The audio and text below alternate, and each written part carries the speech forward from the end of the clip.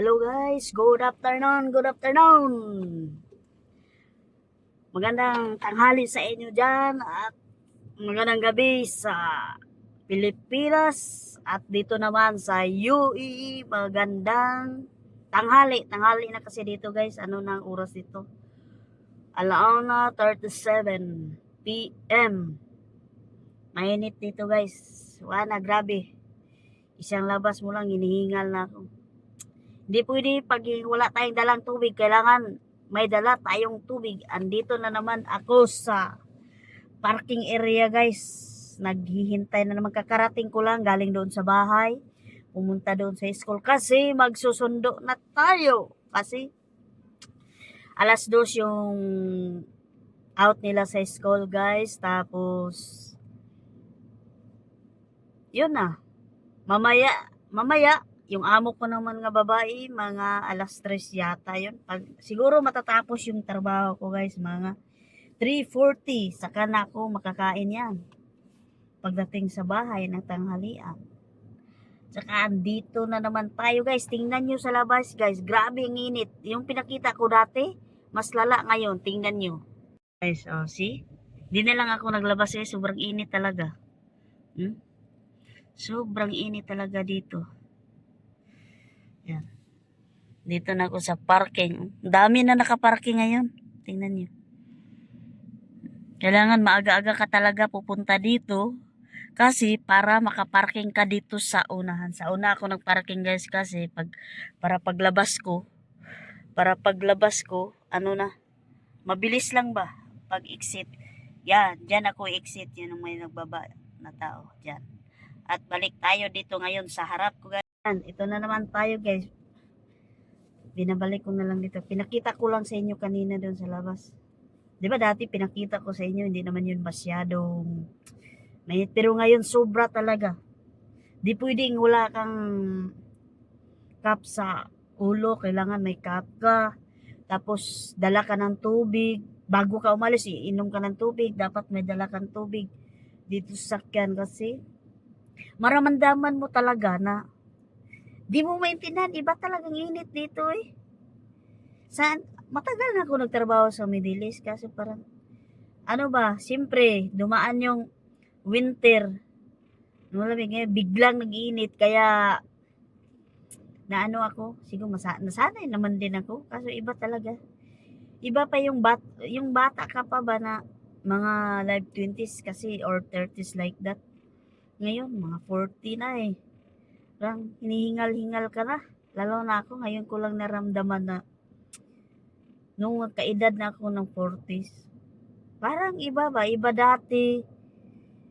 At sa ngayon, totoo pa lang sinasabi ng mga parents na mitas bata ka pa, wag mong abusuhin yung katawan mo, lalo na dun sa alak. Grabe dati guys. Ang lakas-lakas kong uminom. Hanggang umagahan pa yan, kahit walang kain, inom na. Di ako basta-basta malasing. Kahit hard pa yan. Pero ngayon, no? Simula nagtrabaho ako dito sa Middle East guys, hindi na ako masyadong nakakainom, lalo doon ako sa Qatar. Makainom ako doon, kaso shot lang. Pag wala akong pasok, off ko, doon ko lang makainom. Kasi bawal kasi doon na mag-drive ka, nga mag-inom, bawal, hulihin ka. At saka hindi pa kagaya dito ba, sa UAE, open talaga sila. Pero, yung pag-iinom mo dito, ilagay mo sa lugar. Hindi ka iinom na dyan, sa gilid-gilid. Doon ka sa bahay mo, na privacy, na walang makaano. Yun. Kabawal din dito, mag-drive ka nga nakainom. Kung mamasyal ka man, pabuti magsakay ka na lang. Huwag kang magda-drive kasi mahuli ka talaga. Yun na, grabe. 5 years ako doon sa Qatar guys. Dami kong experience doon. Okay naman yung Qatar. Walang problema doon. Driver din ako doon guys. 5 years ako doon. Dalawa kaming driver. Yung kasama ko doon na driver, babae yun, single mom. Pero may jowa din doon na ibang lahi.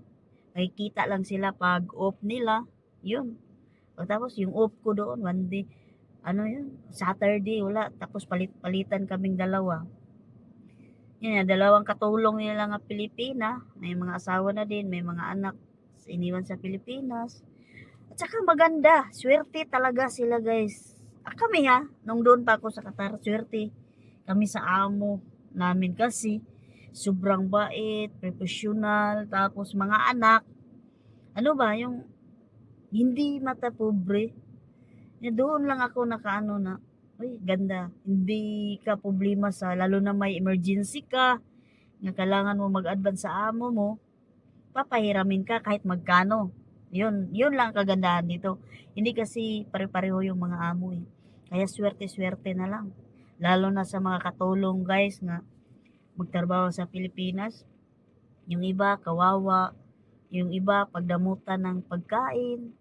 Pero kung may salita ka talaga at paglabanan mo yan kasi ano yan sila eh. Dito kasi sa UAE guys, rules to rules kasi.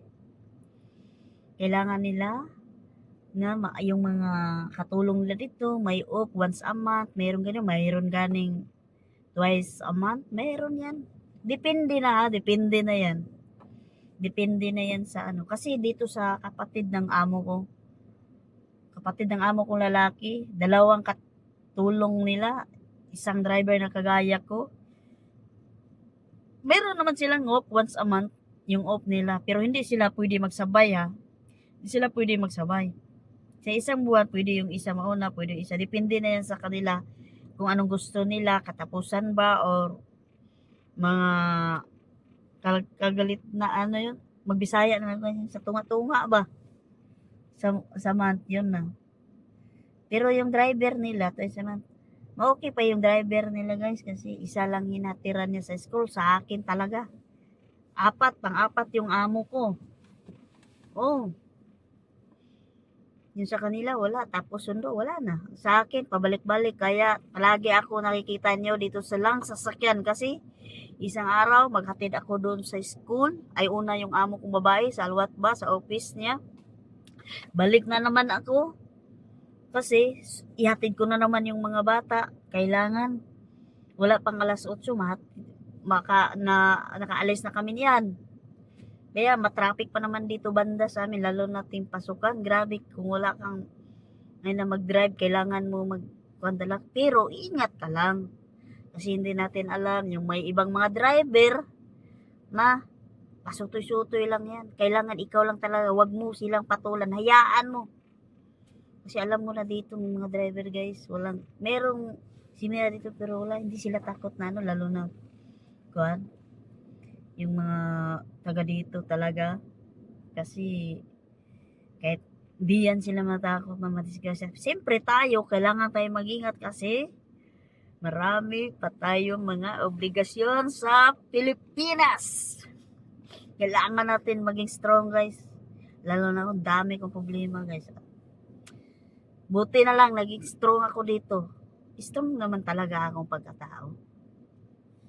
Yun know, na niisip ko, dasal lang tayo sa Panginoon. Walang problema na hindi ma-resolve. Basta tatawag ka lang sa taas kay God. Oo, pahirap-hirapan ka muna pero hindi ka pabayaan ng Panginoon. Yun ang sinasabi ko guys. Ako kahit hindi ako nagkasimba-simba dito, kasi Saturday kasi yung off ko, twice a month lang. Doon ako, magdasal ako kahit sa bahay, bago matulog. Basta ang importante dyan, huwag kang makalimot sa taas na palagi mo pinapasalamatan, maghingi ka ng tulong. Siya lang kasi yung kinakapitan natin guys. So malapit na guys yung mag-open. Yung doon. Sinsya na kayo guys ha. Madaldal ako dito. Nakita nyo yung video ko. Bago ko lang upload yun. Nung pumunta kami sa Carrefour. Carrefour. Doon. Pero doon ako sa labas. Din ako pumasok kasi malayo kasi yung entrance. Sinadrop ko lang yung amo ko doon sa entrance mismo. Tapos pagka-drop niya, pumunta na din ako sa parking area. At buti na lang may upo-upuan doon na coffee shop.